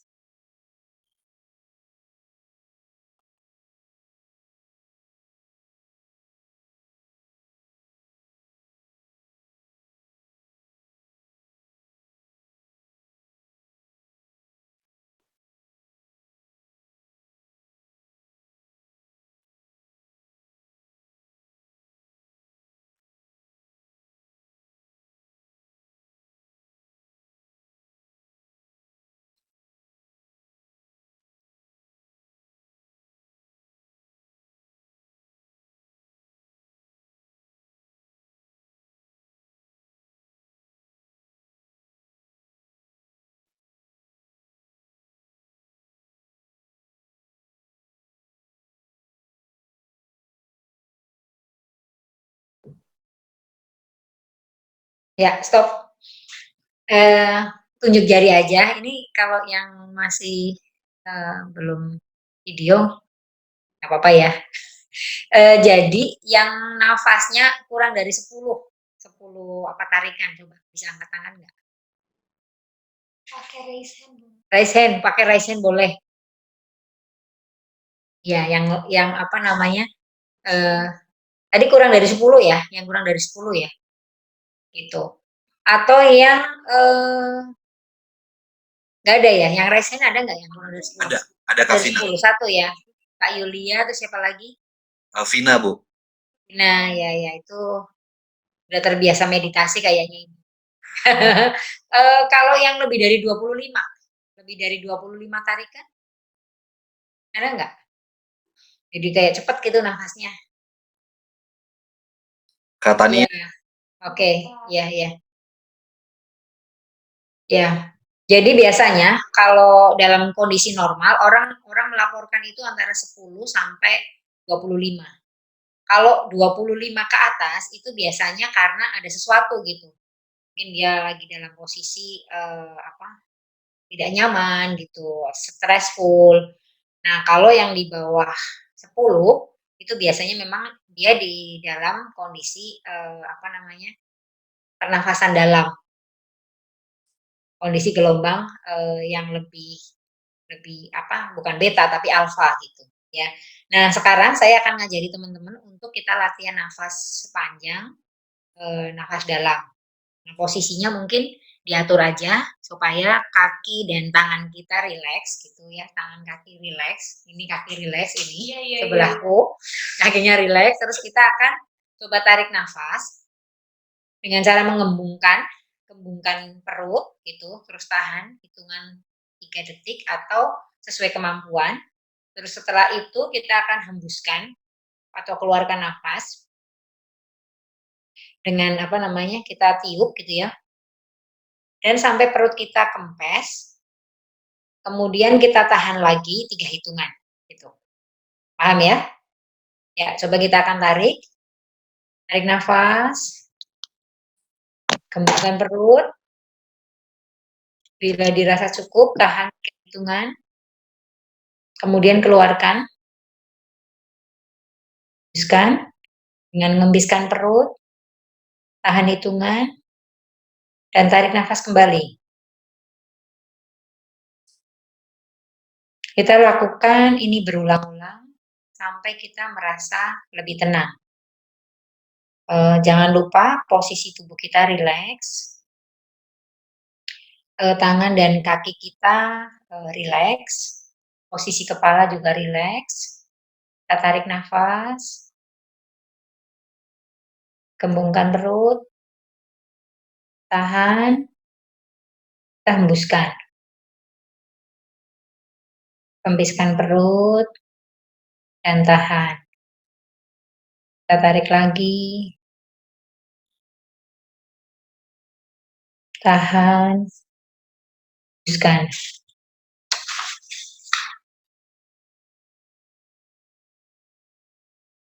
Jadi kalau posisi tangan kiri dan tangan kanan mungkin boleh di samping tubuh. Tarik nafas, tahan, hembuskan.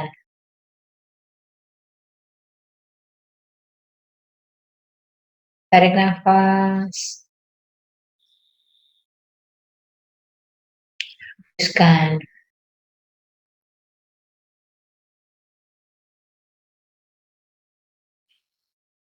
Nah, kita akan lihat di sekitar kita, sambil terus tarik nafas panjang dan dalam. Kita lihat sekeliling kita, mungkin sebutkan 5 benda netral yang tidak menimbulkan perasaan negatif.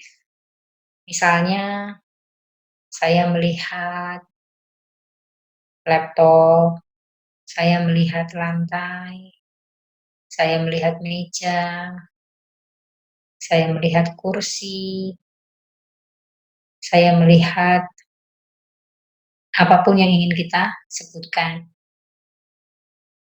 Terus tarik nafas, keluarkan. Bila perlu kita bisa memejamkan mata, untuk kita bisa fokus ke pernafasan kita. Berikutnya, sebutkan 5 hal yang bisa kita dengar yang tidak menimbulkan perasaan negatif. Misalnya, kita bisa menyebut, saya bisa mendengar suara Bu Yeni, saya bisa mendengar suara detak jantung saya sendiri, saya bisa mendengar suara detak jam, atau saya bisa mendengar suara-suara yang ada di sekeliling.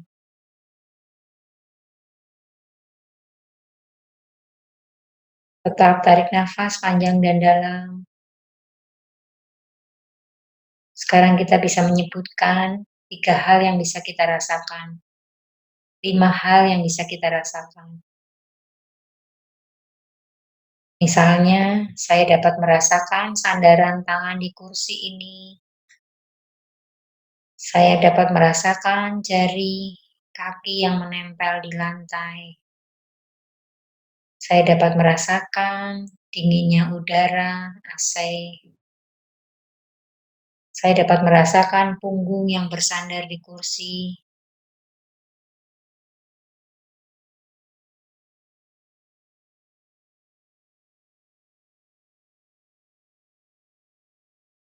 Tarik nafas panjang dan dalam.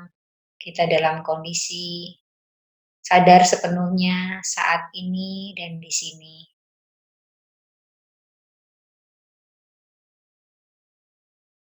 Kemudian secara perlahan-lahan, kita akan bawa kedua tangan kita, tangan kiri dan tangan kanan. Kita katupkan.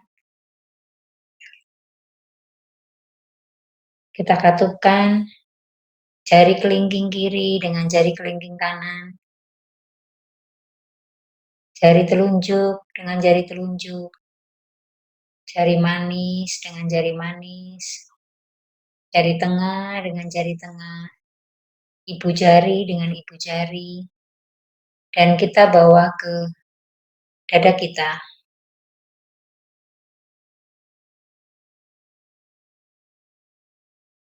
Sambil memejamkan mata dan bernafas panjang dan dalam. Posisi rileks. Tubuh rileks. Tangan yang saling mengatup namun rileks. Dan kita mulai merasakan denyut-denyut nadi di jari-jari tangan kita.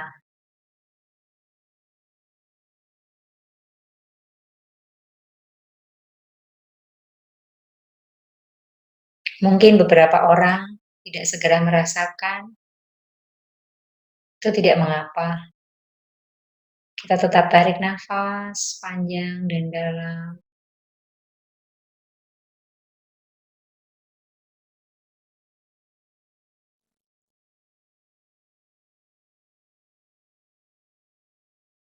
Sambil kita merasakan denyut nadi di jari-jari tangan kita.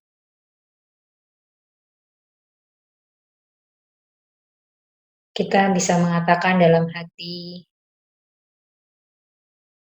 tenang, tenang, tenang.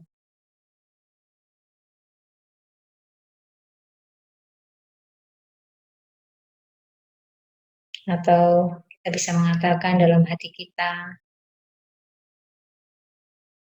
saya bisa, saya bisa, saya bisa, saya bisa.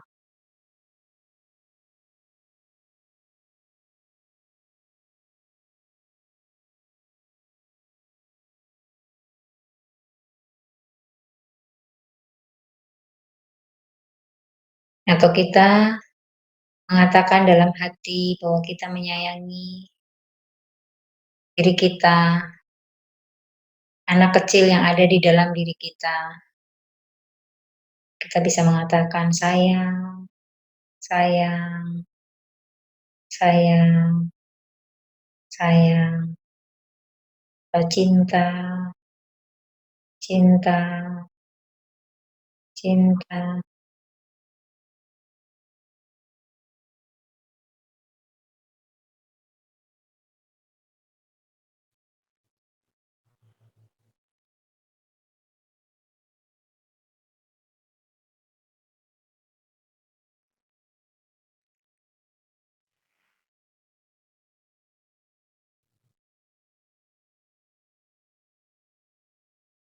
Kita juga bisa mengucapkan doa untuk masa lalu kita,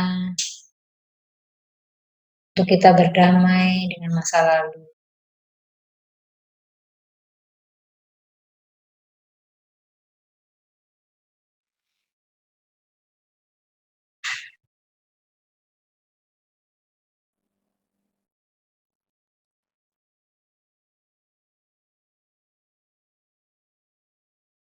Ya, bila sudah cukup, kita bisa membuka mata perlahan-lahan, menurunkan tangan, kita kembali ke situasi normal. Yaitu teman-teman, salah satu contoh ya, salah satu contoh aja untuk yang apa namanya yang sangat sangat simpel tentang bagaimana kita melakukan stabilisasi emosi. Nah, sekarang saatnya Q&A. Nah, teman-teman bisa, saya akan lihat chatnya. Ini dari Itu dari tadi sudah ada yang masuk, Bu. Saya bacain satu-satu. Iya. Mudah-mudahan waktunya cukup. Ini dari Ya. Kuncoro. Pertanyaan pertama dari Kuncoro, mudah-mudahan orangnya masih ada. Kak Kuncoro nanya, cara mengatasi traumatik dan ketakutan bagaimana sehingga tidak muncul di saat tertentu? Ya, ini kalau misalnya itu sering muncul, itu berarti ada yang masih apa namanya masih tersimpan gitu. Yang tadi saya lakukan, yang tadi itu ya kita ada tahap-tahapannya, fasenya. Jadi kalau untuk apa dengan diri sendiri itu ya tadi doa atau kemudian melakukan stabilisasi emosi. Tapi misalnya mau datang ke profesional itu juga bisa dilakukan karena ada fase-fase yang perlu dilakukan tadi. Misalnya meredakan simptomnya dulu atau stabilisasi. Setelah itu kita masuk fase dulu. Kedua itu mengolah atau memproses ingatan traumatik. Yang itu yang perlu bantuan gitu. Dan kemudian rehabilitasi ke kondisi normal. Nah, teman-teman, kalau yang simple sebenarnya teman-teman kalau misalnya punya teman itu teman curhat yang terpercaya, kemudian teman yang bisa untuk menceritakan apa yang terjadi di masa lalu itu akan sangat ini. Sebentar saya akan yang jatuh. Ya. Itu. Itu akan sangat menolong teman-teman gitu. Kemudian ini saya ini tidak masuk PPT karena ketinggalan, tapi ini bagaimana cara kita menghadapi, atau maksudnya ini teman ya, bagaimana sih bersikap menghadapi orang yang mengalami trauma. Gitu. Itu misalnya kita dengarkan gitu. Kemudian jangan beri advice. Sebenarnya orang yang trauma itu nggak efektif. Misalnya kita beri nasihat-nasihat karena berbeda gitu. Kita nggak ini ya. Kemudian menenangkan, terus membuat koneksi kembali dengan ingatan yang itu yang bisa dia tanggung. Kemudian beri pilihan yang memulihkan, kurangi ketidakpastian, cari sumber-sumber bantuan, jangan menghakimi, kemudian jangan patologis, kemudian ya kita harus take care myself gitu. Jadi kalau mengatasi traumatik dan ketakutan tidak muncul tertentu, yang memang ini yang perlu dia harus stabilisasi emosi dulu gitu. Jadi sampai dia nyaman dulu itu, karena ada beberapa teknik stabilisasi gitu ya. Jadi kita akan melakukan itu, baru kemudian kita mengorek dulu gitu. Jadi setelah P3K-nya dijalankan dulu gitu ya. Jadi nyaman gitu kondisinya, baru kita bisa mulai dikorek ingatan masa lalunya. Itu kemudian yang lain? Makasih Bu. Kemudian dari Kak Dinda Miraldi, bagaimana cara berkembang di saat mempunyai trauma di dalam keluarga? Mungkin trauma di dalam keluarganya membuat dia merasa terhambat untuk berkembang gitu Bu. Ya, sebenarnya tadi yang saya sudah sharingkan juga, itu ada sumber-sumber kekuatan diri. Tentunya kalau kita ya orang percaya ya sama Tuhan Yesus ya, kita melakukan ya pengampunan diri gitu. Tetapi sebenarnya kita lakukan karena tidak semua pengalaman masa lalu kita kan negatif. Tidak semua pengalaman masa lalu itu kan traumatis gitu. Ada banyak yang tadi kejadian-kejadian, jadi kita mengakumulasi kejadian-kejadian menyenangkan dalam hidup kita gitu. Dan kita melakukan di saat ini juga akumulasi kejadian-kejadian yang menyenangkan gitu, yang tidak menimbulkan trauma. Nah, ketika trauma itu muncul, yaitu tadi, pertama kita harus melakukan P3K, jadi PFA ya, namanya PFA kalau pada fisika namanya P3K gitu. Nah itu. Baik. Kira-kira menjawab nggak ya? Kak Dinda bagaimana? Jadi akumulasi yang tadi Kak, ada sumber-sumber kekuatan, jadi pengalaman sukses, kemampuan untuk ingatan hidup yang menyenangkan, hubungan interpersonal yang baik, terus kita membuat kekuatan imajiner. Mungkin nanti kita akan praktek satu lagi, di mana kita bisa ketika ingatan traumatik itu muncul, sebenarnya apa yang bisa kita lakukan lagi selain tadi ya kita melakukan relaksasi dan meditasi gitu. Kita misalnya punya inner safe place, daerah yang sangat nyaman, sehingga kita bisa ingatan itu tetap ada ingatan, tetapi kita bisa bisa mengatasi gitu kan, karena ada orang yang ketika ingatan itu kan menjadi lumpuh gitu, tidak sampai melumpuhkan fungsi psikologis kita. Gitu. Ya, terus berikutnya? Mereka masih dari Kak Dinda. Kak Dinda nanya, kenapa sih trauma di masa kecil lebih membekas daripada trauma saat dewasa? Apa karena mental yang belum siap menghadapi trauma itu sendiri sehingga membekas? Hak anak yang juga kuliah. Mohon maaf, ada kuliahnya Kak Wira tuh kayaknya. Ya, oke. Jadi gini, ya memang kondisi masa kecil itu kan belum sekuat kita yang dewasa gitu ya. Itu mesti ada pengaruh gitu. Terus tadi yang saya bilang secara neuropsikologi, perkembangan usia 0 sampai 12 tahun itu memang secara kognitif itu sangat pesat gitu. Terus kemudian kalau menurut tadi Brandon Shaw ya, itu otak anak yang usia 0 sampai 7 tahun itu kan memang ada di dalam puncak aktivitas yang dimana gelombang tetanya juga sangat aktif gitu. Kemudian kalau kita merujuk teori-teori kognitif psikologi, misalnya dari Piaget, itu kan umur 0 sampai 2 itu kan masa sensori motor. Terus kemudian usia 2 sampai 7 tahun itu praoperasional, di mana fungsi-fungsi imajinasi, bermain peran itu sangat kuat gitu. Kita akan lihat di situ gitu ya. Jadi kenapa ini jadi sangat membekas. Kemudian kalau kita tinjau lagi, misalnya kalau orang psikologi ada namanya teori perkembangannya Kohlberg, di mana di usia 4 sampai 5 tahun itu memang tahap perkembangan yang sangat dominan terjadi itu adalah punishment gitu ya. Jadi anak itu akan menghindari segala hal yang berbau hukuman. Nah, itu memang tahap perkembangannya masih di situ gitu. Nah, ketika pola asuh ataupun kondisi saat itu adalah malah adanya banyak hukuman-hukuman, nah itulah yang terjadi akan menjadi serangkaian peristiwa yang traumatis begitu. Baik, Nah, thank kemudian you. apalagi? Mudah-mudahan bisa menjawab ya Kak Dinda. Ini dari Kak Rahel Naomi. Bagaimana jika trauma itu terulang terus-menerus? Apa sikap yang harus dilakukan? Bagaimana sikap yang harus dilakukan? Ini mesti apa namanya?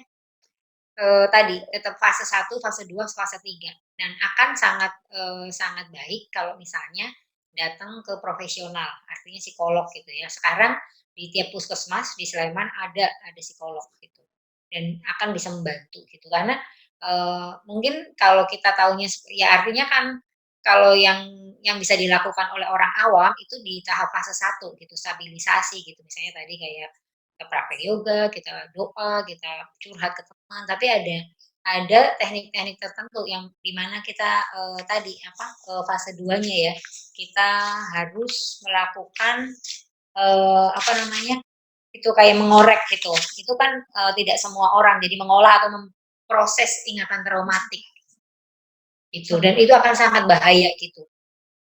Ada teknik-teknik yang misalnya kita juga nggak bisa lakukan secara daring gitu ya, untuk teknik memproses informasi gitu, dan kita juga melihat kesiapannya klien gitu. Kalau dia nggak kuat saat itu ya kita stop gitu. Itu nggak bisa dilakukan sendiri gitu, itu akan berbahaya. Kemudian ini Terima panjang kasih. banget. Ya, Panjang ini aku banget ini. bacain ya. Ya. Kebetulan saya orang yang terkena hyperthyroidism. Dokter bilang untuk tidak terlalu stres, sedangkan terkadang saya juga bingung karena saya sendiri tidak merasa stres. Saya sudah mencoba untuk meditasi ketika ada kerjaan yang cukup berat, saya sudah membiasakan diri untuk sebisa mungkin menanggapi dengan enjoy, tapi terkadang saya tetap merasa kondisi tidak kunjung membaik. Justru kadang semakin berasa ada yang salah. Pertanyaan saya, ketika salah satu terapinya adalah tidak boleh stres atau banyak pikiran dan bahkan pengidap tidak merasa demikian, bagaimana ya caranya supaya terapi itu tetap bisa berjalan dengan baik? Pertanyaan dari Kak Garudea Marta. Jadi dia merasa hyperthyroidism dan dokter bilang karena stres, tapi dia nggak merasa stres. So how you cope with it? Iya, biasanya memang orang yang sakit kadang tidak merasa dirinya sakit gitu. Gitu. Jadi misalnya yang ini aku nggak apa-apa gitu, tapi kondisi tubuh itu kan tadi ya mind body unity kan. Jadi ada kesatuan antara pikiran dan tubuh gitu. Kita kadang memang tidak ngerasa, bahkan trauma aku nggak inget ada apa-apa gitu. Nggak inget, nggak menyadari gitu ya. Tapi itu sebenarnya ada gitu. Dan cara mengatasinya ya memang dia misalnya istirahat ya ini akumulasi pengalaman-pengalaman positif yang lebih banyak, ya tetap aja lakukan pernafasan dalam, terus relaksasi, terus kemudian me time yang menyenangkan gitu. Itu memang kadang kita nggak merasa ada banyak orang yang sebenarnya sudah dalam kelelahan yang amat sangat, tapi dia merasa kok baik-baik aja kok, tahu tiba-tiba drop gitu kan. Jadi sebenarnya kalau isyarat tubuh mengatakan bahwa ya, ini tubuh kita udah ini loh, udah butuh istirahat gitu. Kita sendiri kadang nggak menyadari gitu, atau kadang kita menolak gitu. Tapi kan ya itu tadi ada kesatuan antara tubuh dan pikiran ketika memang, tubuh udah menunjukkan gejala kita kurang istirahat gitu ya, tensi udah karu-karuan gitu, kita misalnya sudah sudah ada warning gitu. Kita itu sebenarnya, eee, menyatakan ada sesuatu di dalam pikiran kita, ya kita istirahat, Dan gitu stres jawabannya. itu juga merupakan alarm ya, Bu Yeni ya. Jadi itu Kenapa? dari tubuh, stres itu Ya juga alarm gitu, supaya kita istirahat gitu kan. ya. Nah, yang kemudian dari Kak Rani, Kak Garudia mudah-mudahan tadi menjawab pertanyaan. Kak Rani bertanya, Iya, adakah terima kasih. sama-sama Kak, adakah cara lain untuk menyembuhkan luka batin tanpa harus mengingat-ingat peristiwa penyebab luka batin tersebut? Karena mungkin salah satu proses penyembuhan dengan mengingat luka tersebut justru membuat dirinya semakin merasa tidak damai sejahtera. Ya sebenarnya ada beberapa teknik, misalnya, apa namanya, kontainer ya. Jadi kita menganggap luka itu dianalogikan dengan satu benda tertentu gitu, sampai kita memprosesnya gitu, tetap diproses. Mungkin kita tidak dengan cara, mengingat kejadian detailnya, tetapi, kita bisa lakukan prosesnya itu gitu. Dan biasanya psikolog yang ada training tentang EMDR atau tentang desensitisasi tadi, dia punya, teknik untuk dan kemampuan untuk melakukan itu, rekonsiliasi terhadap trauma, itu. Baik, thank you. Terima kasih Kak Rani, mudah-mudahan menjawab. Lalu kemudian dari Kak Wasti, adakah kecenderungan depresi juga bisa diturunkan kepada turunan kemudian, apalagi turunan sebelumnya yang pernah depresi hingga mencapai bunuh diri? Ya memang, selalu ya kalau saya, pelajarin, semua gangguan psikologis termasuk, depresi, itu selalu ada unsur, biologis. Biologis di sini, di dalamnya termasuk, genetik gitu. Terus ada unsur, sosial gitu, lingkungan, psikososial jadinya. Ada, psikososial berarti kan, sesuatu yang sifatnya psikologis dan yang sosial begitu. Nah, mengenai ini, kan kita kadang nggak bisa ya, berpikir, saya, memilih keturunan apa gitu, bebas gitu kan. Kalau sesuatu yang genetik kan itu artinya, sifat bawaan gitu. Yang kita bisa lakukan adalah bagaimana melakukan kontrol terhadap yang bersifat sosial dan, psikologis ini.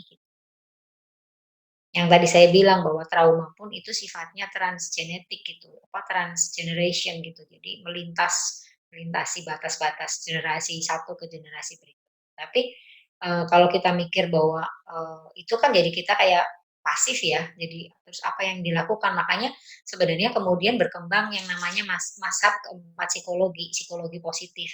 Jadi kita tidak lagi berfokus pada, apa yang sakit pada diri saya gitu. Tapi lebih pada, apa yang menjadi kekuatan-kekuatan saya gitu. Bagaimana bukan, oh apa yang perlu saya sembuhkan, tetapi apa yang menjadi kekuatan saya dan eee, ap bagaimana cara saya untuk berproses ke masa depan gitu. Jadi tidak fokus pada penyakitnya, tapi berfokus pada, yang menjadi kekuatannya, itu psikologi positif gitu. Misalnya, Seligman itu kan tokohnya ya. Jadi kalau soalnya psikologi kan dulu dianggap semua hal berkaitan dengan gangguan psikologis. Jadi kayaknya manusia kok isinya penuh dengan penyakit gitu. Tapi sebenarnya kan manusia punya potensi-potensi positif, itu yang masih harus dikembangkan. Baik, Kak Wasti mudah-mudahan menjawab ya. Ini tadi ada lanjutan pertanyaan dari Kak Rani yang mengenai proses penyembuhan. Apakah salah satunya melalui hipnoterapi? Yang tadi nggak mau dikorek masa lalunya. Iya, hipnoterapi itu salah satu teknik dari, pemulihan trauma, salah satu. Oh, berarti salah satu Iya. ya. Ya kalau saya sih, lihat karakter masing-masing orang juga gitu. Jadi apakah kita akan memakai hipnoterapi, apakah kita akan memakai, teknik yang lain gitu. Ada yang namanya teknik, cognitive behavior therapy, tergantung misalnya orang ini rasional banget nih gitu, ini mungkin pendekatannya bisa pakai, itu CBT gitu, cognitive behavior therapy atau, pakai teknik yang lain. Itu biasanya karakter, seseorang itu akan, dan biasanya kita tidak akan melakukan terapi profesional kalau tidak ada keaktifan dari si klien gitu. itu tidak akan apa ya, pengalaman-pengalaman, terapi saya itu tidak akan efektif gitu, kalau hanya psikolognya malah yang aktif gitu. Tapi harus dari si ya kita kita sendiri gitu, klien lah yang harus aktif. Baik, mudah-mudahan menjawab ya Kak Rani, terima kasih penjelasannya, oke. Nih dari Kak Tania, kalau boleh tahu klinik terapinya di mana ya, Bu Yeni? Kalau misalnya mau pakai program BPJS itu di puskesmas ada. Kalau Bu Yeni di mana? Kalau saya ada kalau saya ada di Jalan Kolombo 8, itu namanya Pelangi Indonesia. Atau misalnya kayak yang sekarang ini, malam ini saya ada di Bantul. Jadi kan memang, saya punya, 2 tempat praktek di Bantul sama di Kolombo gitu. Sekolahan, jadi sekolah. Ya. Oke, Pelangi Indonesia School. Oke, sepertinya itu adalah pertanyaan terakhir yang ada di chatroom. Ya. Apakah ada pertanyaan lagi mungkin teman-teman yang ingin bertanya langsung yang tidak melalui chatroom? Sambil menunggu, Bu Yeni saya mau tanya, tadi kan sempat disebutkan kalau ada trauma-trauma ini yang tidak bisa disembuhkan. Ya kan, yang trauma tipe Kalau 2. saya lebih mungkin karena yang bersangkutan tidak mau sembuh gitu ya, atau karena menganggap bahwa ini, ya ditutup lah gitu, di-repress gitu. Berarti karena kemauan dari si pasiennya juga ya? Iya iya. Oke, baik baik baik. Ini ada Kak Seva silakan. Aku nyalain kamera ya. Halo Ibu Yeni. Iya, halo Selamat Kak Seva. Terima kasih loh Bu penjelasannya. Ini aku mau nanya, mungkin terdengar aneh atau mungkin Ibu pernah punya klien yang sama gitu ya Bu. Jadi aku tuh, aku nggak tahu apa yang terjadi waktu masih kecil dulu, yang pasti orang tuaku bilang, aku tuh pernah dicakar kucing. Nah, ini aku cerita aja udah yang jantungku tuh kayak berdetak kencang sekali gitu. Jadi aku tuh mungkin pernah dicakar kucing, tapi aku tidak punya memori sama sekali tentang itu. Yang tersisa ketika dewasa ini adalah aku betul-betul takut gitu Bu sama kucing. Ketakutannya bahkan sampai membuat orang-orang sekitarku tuh merasa sangat tidak nyaman sama aku gitu. Bahkan aku juga nggak menceritakan ini ke banyak orang karena kadang they were making ketakutan itu as a jokes dan it's not funny anymore sebetulnya gitu kan Bu. Apa sih Bu yang bisa aku lakukan karena kadang itu kucing itu datang bukan cuma tentang kucingnya, tapi kayak misalnya hari itu aku ketemu kucing terus aku jerit gitu dan orang pada kaget, heran, ini kenapa sih gitu. Rasa tidak nyaman itu tuh bahkan sampai pulang, sampai aku mau tidur, sampai sampai besoknya itu terus membekas gitu dan kadang I'm proud of myself, aku melakukan sesuatu yang bagus, tapi ketika aku udah mulai takut sama kucing kayak semua pertahanan-pertahanan itu runtuh, bahkan sampai hal-hal yang karir, pekerjaan, kayak gitu-gitu loh, Bu.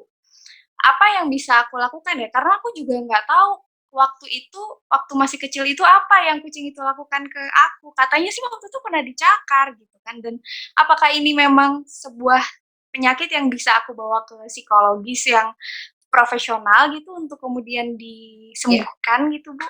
Thank you. Thank you, Ya, Bang benar. Pras.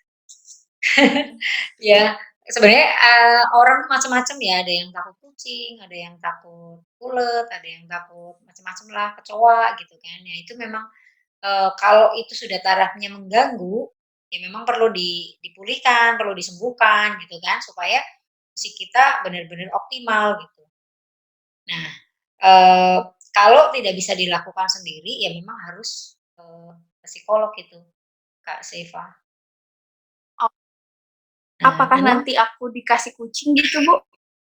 enggak, itu ada bener-bener ada sih memang terapi yang bener-bener langsung misalnya takut ketinggian langsung dibawa ke tempat tinggi, takut kucing nih, ada banyak teknik sih, ada banyak teknik gitu. Jadi misalnya, melepaskan Oke, oke. Jadi ketegangan kita memberi imagery gitu ya, bayangan kita akan,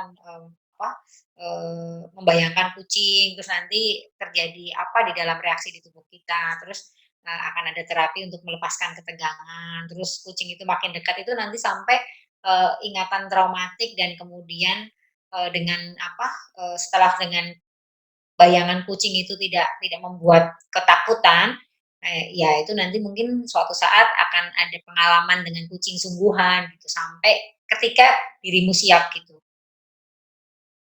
Karena membayangkan kucing aja udah takut kan, kita ngomong tentang kucing aja mesti sekarang aja sudah rasa nggak enak gitu.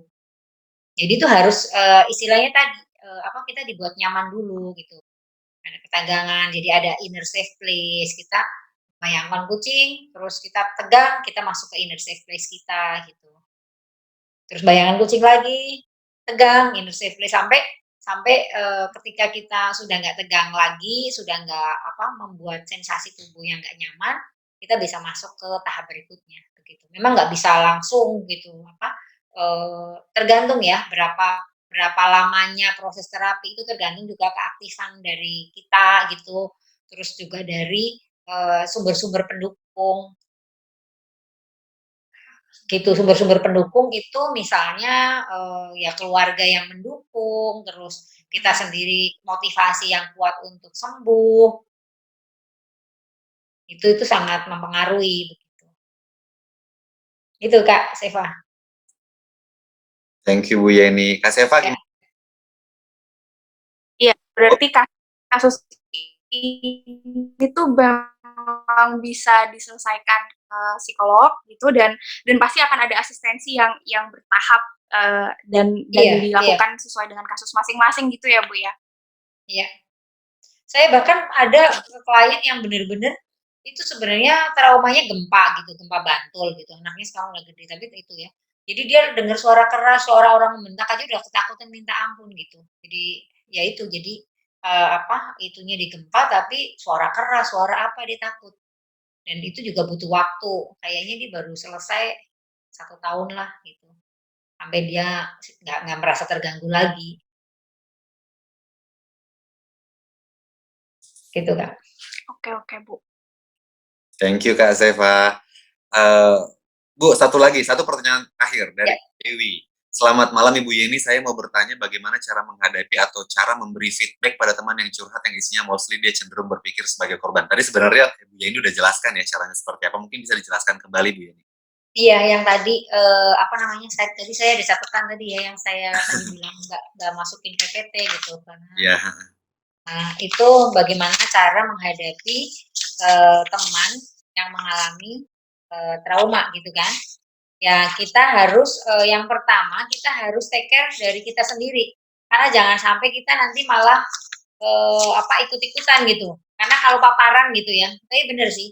Jadi misalnya, kalau kayak saya, banyaklah tiap hari misalnya, eee, kena masalah gitu, kayak kayak ketimbun gitu. Nah, terus kemudian kalau saya sendiri nggak melakukan kayak pembuangan sampah ini, itu kan bisa jadi masalah buat saya gitu kan. Kepikir juga, oh jadi ikut trauma gitu. Makanya kita sebagai teman, dalam menghadapi orang yang mengalami trauma, kita harus take care sama diri kita sendiri gitu. Oh kita bukan orang yang kuat juga gitu, kita masih manusia gitu kan, itu. Terus kemudian, ya kalau kita memang belum tahu tekniknya, jangan explore itu trauma gitu. Maksudnya, mengeksplor gitu. Kemudian, ya don't judge gitu, nggak, "Oh kamu kok traumamu kayak gitu aja?" Nah kan kita nggak ngerti gitu ya. Nah kalau orang ini terus-menerus begitu dan, kayaknya nggak ada progres gitu ya, ya udahlah suruh suruh ke psikolog aja gitu. Gimana coba, ya kan? Atau ke pendeta gitu juga boleh. Ya benar. Karena kalau nggak ada progres itu kan jadi capek juga kan. Udah dikasih masukan tapi memang tidak Iya, tahan ya suruh ke yang expert aja gitu. iya, iya. Ya benar. Sebenarnya ini masih banyak pertanyaan tapi mohon maaf teman-teman karena waktu kita sudah habis. So terima kasih banyak Ibu Yeni. Iya. Terima kasih banyak untuk sharingnya, luar biasa sekali. Dan sekarang kita kembalikan ke Kak Kristina.